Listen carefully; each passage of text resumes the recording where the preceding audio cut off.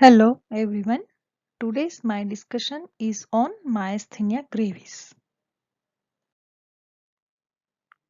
So learning objective of this discussion is explain the physiological basis of etiology, features and treatment of myasthenia gravis and Lambert-Eaton syndrome. Now what is myasthenia gravis? So myasthenia gravis, that is a autoimmune disease and that occurs in about 1 in every 20,000 person. That causes muscle weakness because of inability of the neuromuscular junction to transmit the signals from the nerve fibers to muscle fibers. Now in this disease, the antibodies that attack the acetylcholine receptors have been demonstrated in the blood of most of the patients with myasthenia gravis. Therefore, myasthenia gravis is believed to be autoimmune disease in which the patients have developed antibody that block or destroy their own acetylcholine receptors at postsynaptic neuromuscular junction.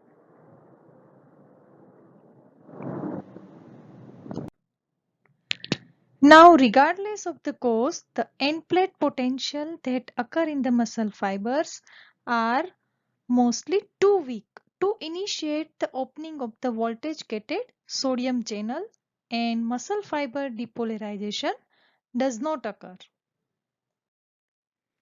Now, if the disease is intense enough, the patients may die of respiratory failure as a result of severe weakness of the respiratory muscles. Now, this is a figure of normal, now terminal, and this one for myasthenia gravis.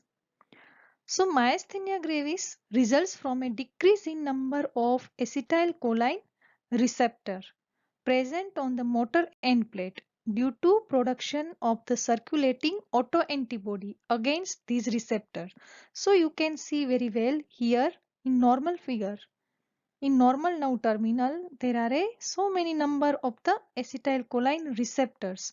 But in this figure, this is a myasthenia for myasthenia gravis. So here the acetylcholine receptors are reduced, okay, because of production of circulating autoantibody against these receptors.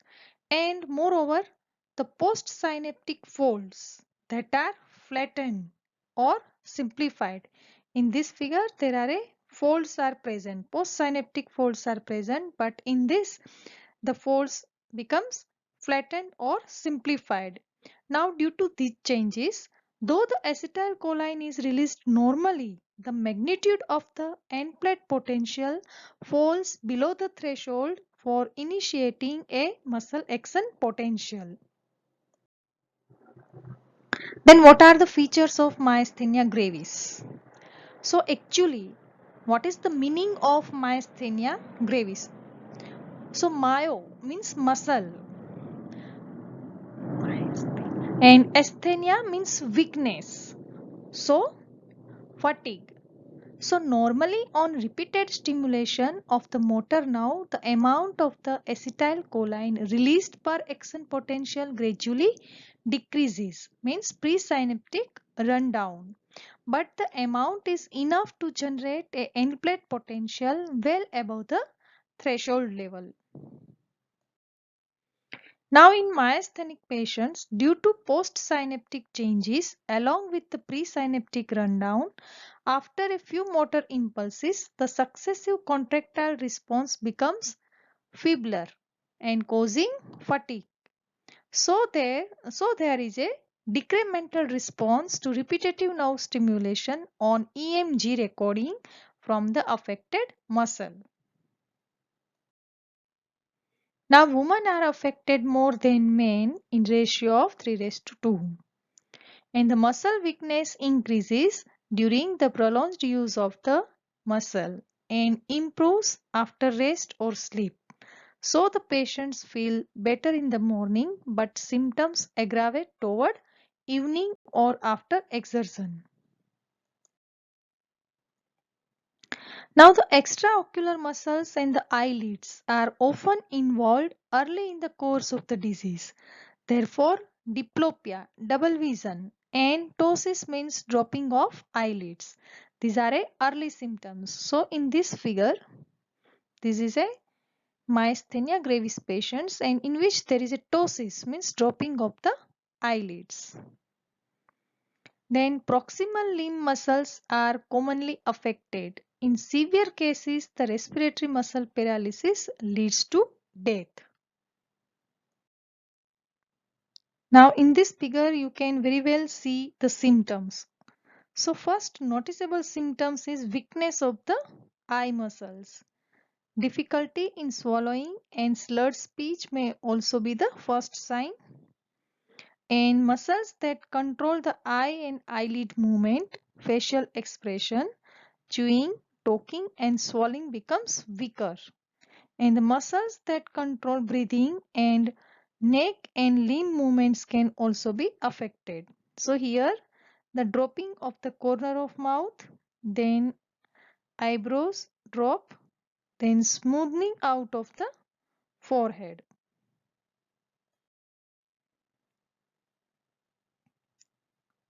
So this is a myasthenia gravis figure.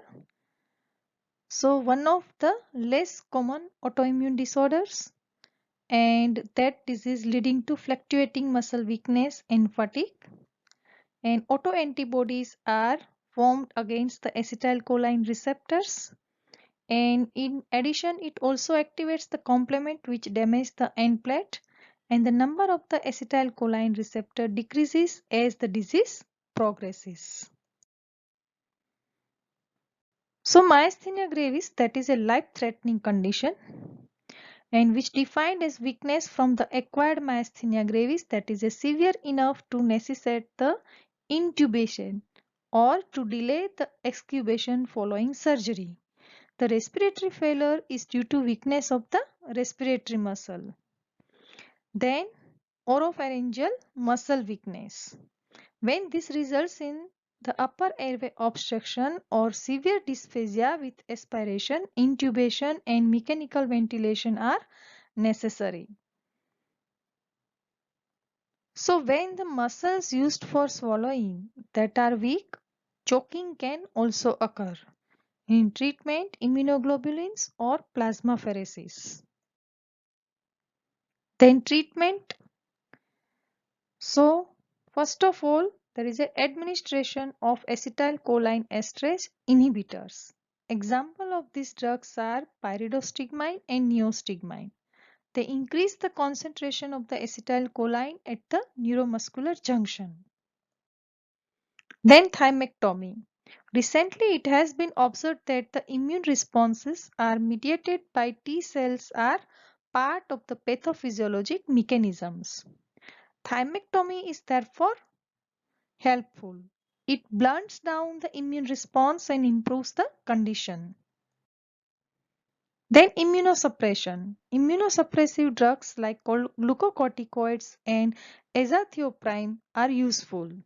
They inhibit the immunological mechanism. Then plasmapheresis that removes the acetylcholine receptor antibody from the plasma. Then second is Lambert-Eaton myasthenic syndrome. It is a presynaptic disorder of the neuromuscular junction due to production of autoantibody against voltage-gated calcium channel. The decreased calcium influx in the presynaptic axon terminals results in the impaired acetylcholine release from the nerve endings. The muscular weakness is primarily seen in the limb muscle.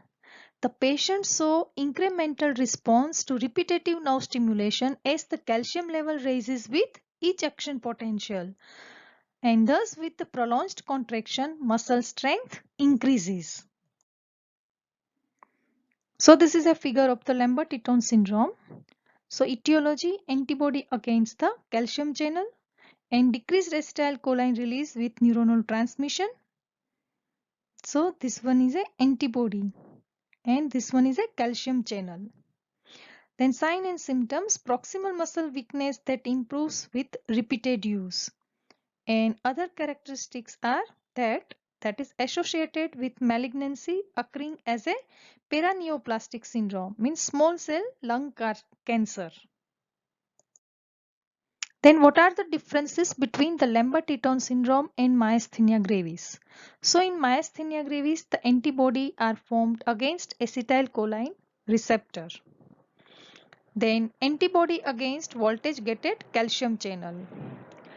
Myasthenia gravis associated with thymic tumor and Lambert-Eaton syndrome that is associated with the small cell lung cancer.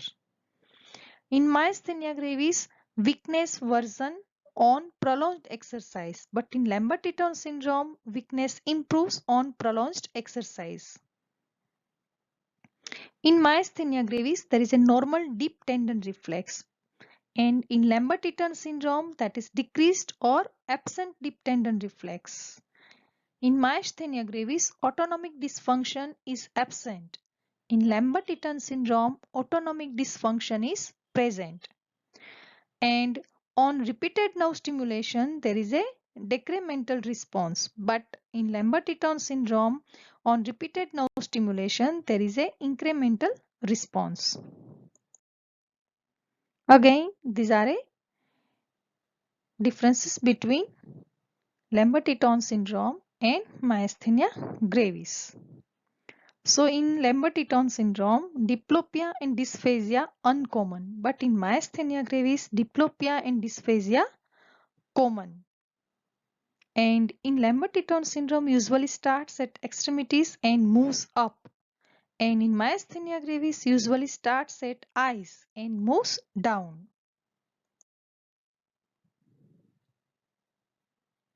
So thank you very much.